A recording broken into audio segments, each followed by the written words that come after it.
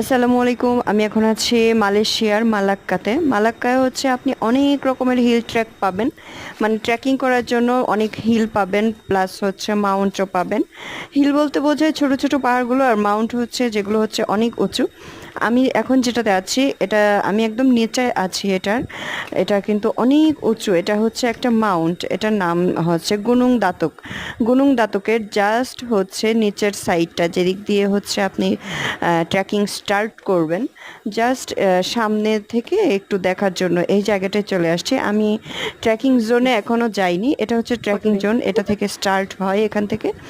আমার সাথে আছে আমার একজন ফ্রেন্ড, উনি মালয়েশিয়ান। ফ্রেন্ড মানে গাইড, গাইড বলতে পারেন, বাট ওনার আচরণ কথাবার্তা এত হেল্পফুল ছিল, সো আমি ওনাকে ফ্রেন্ডই বলতে পারি। উনি আমার ড্রাইভার প্লাস গাইড।